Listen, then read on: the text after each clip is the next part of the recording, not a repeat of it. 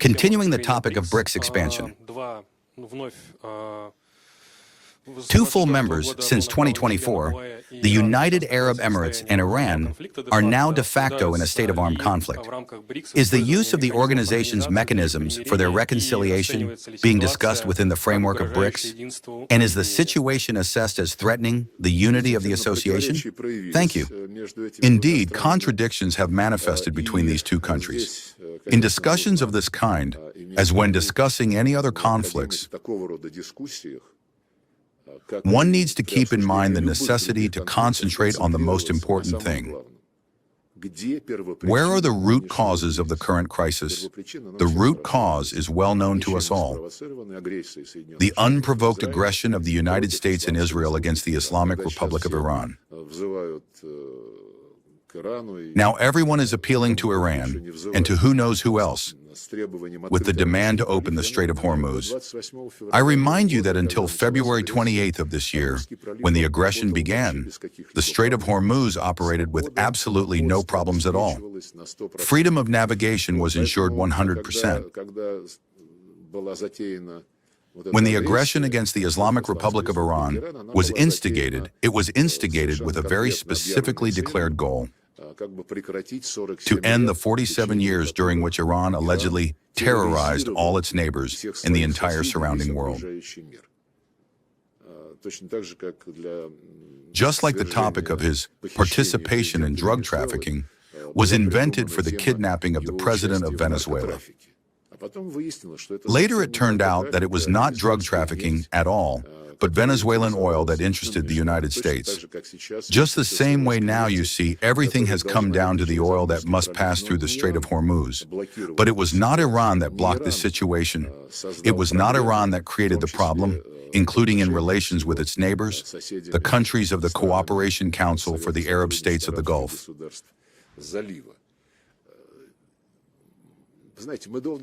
For many years, we promoted the concept of ensuring collective security in the Persian Gulf zone,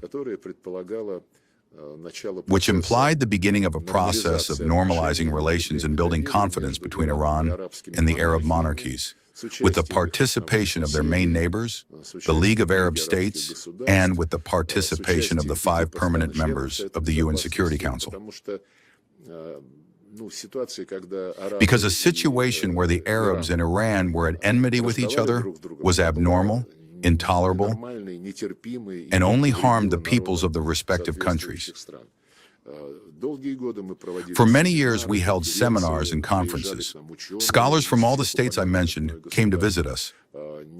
Not so long ago, our Chinese comrades came forward with a similar idea.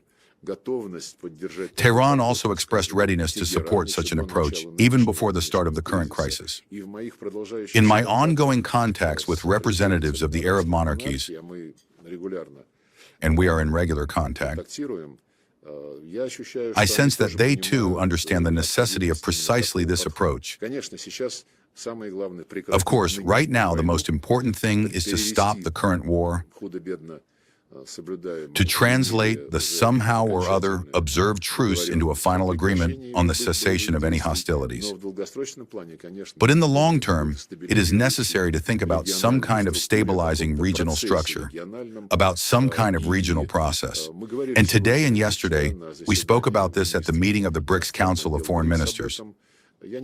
I do not think that the association must necessarily claim the role of a moderator, but it can be assumed by individual BRICS members, especially those who are one way or another interested in ensuring that there are no problems in the Strait of Hormuz and in the Persian Gulf. Well, for example, India, the chair, directly depends on oil supplies, including from this region. Why not offer its good offices, including as the country holding the BRICS chairmanship, and invite Iran and the United Arab Emirates to first talk to each other and figure out how to prevent hostility. And this hostility is being attempted to be implanted from the outside. I have no doubt whatsoever that one of the objectives of the aggression against the Islamic Republic of Iran was precisely to prevent the normalization of relations and even the desire to create new problems in these relations, to antagonize Iran and its Arab neighbors. And we must act with precisely the opposite goal.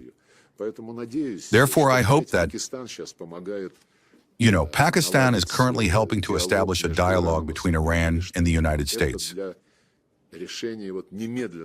This is for resolving the immediate problem, the currently existing crisis.